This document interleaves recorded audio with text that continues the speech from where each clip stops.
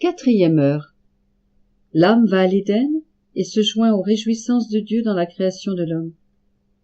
Jésus, ma vie, je sens que votre amour m'attire à vous et que votre volonté m'appelle parce qu'elle veut que je sois témoin de tous ces actes. Il me semble que vous ne seriez pas satisfait si je n'assistais pas à toutes les opérations de votre volonté.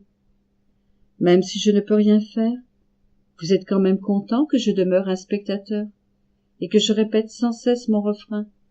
Je vous aime, je vous adore, je vous loue, je vous remercie. Et me voici dans l'Éden. Je vous contemple ici, mon amour, pendant qu'avec le Père et l'Esprit Saint, vous façonnez votre précieux joyau, votre œuvre d'art, la belle statue de l'homme.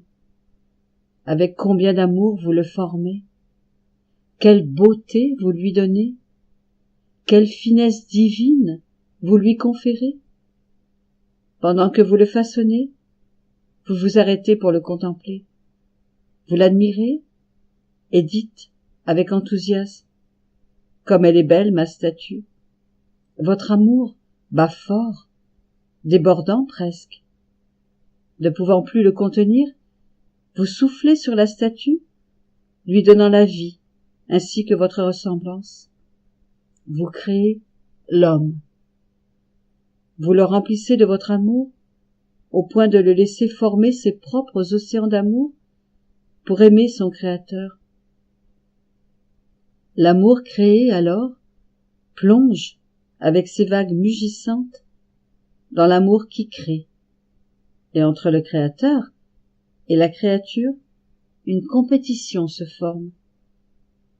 Ô Jésus, mon amour, prend aussi plaisir à cet acte solennel de la création de l'homme.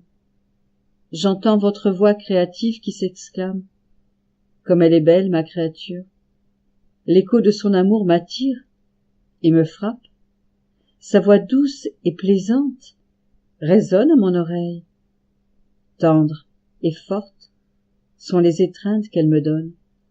Oh, comme je me réjouis de lui avoir donné la vie, elle sera mon orgueil et ma joie.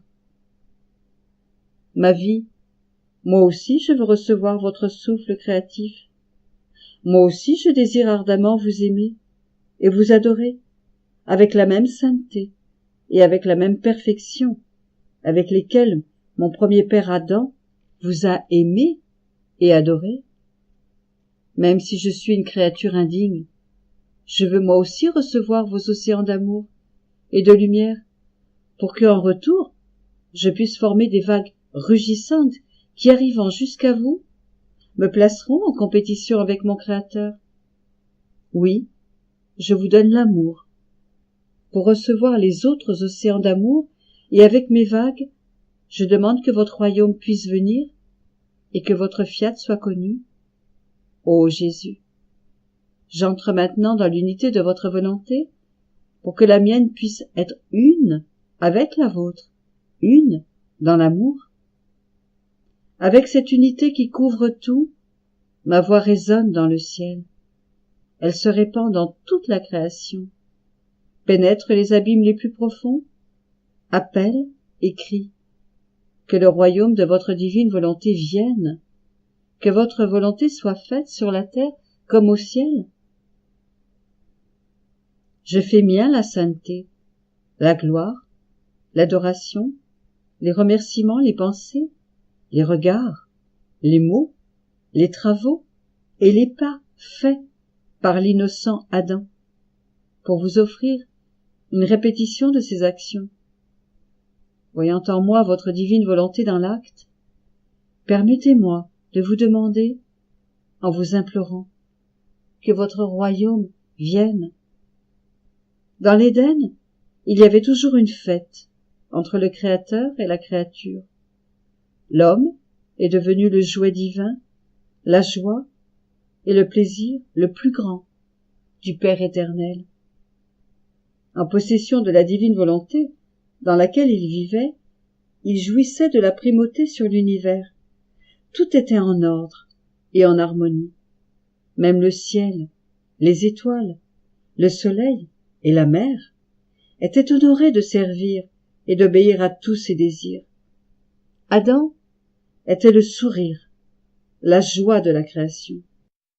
Tout lui rappelait son Créateur, et Dieu, qui veillait sur lui, vit qu'il ne manquait rien à son bonheur complet.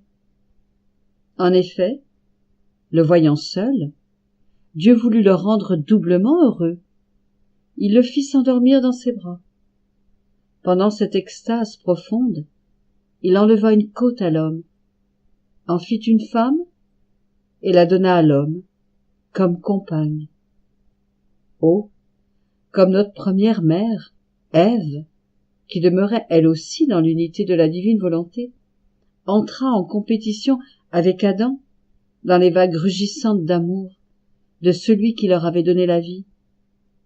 Mon Jésus, moi aussi je plonge ma pauvre âme dans l'unité de votre divine volonté. Je ne sortirai jamais de ces vagues gigantesques d'amour avec lesquelles nos premiers parents aimaient et glorifiaient votre majesté adorable. Et au milieu de ces vagues, je continuerai à crier. Que votre royaume arrive, que votre volonté soit connue et réalisée partout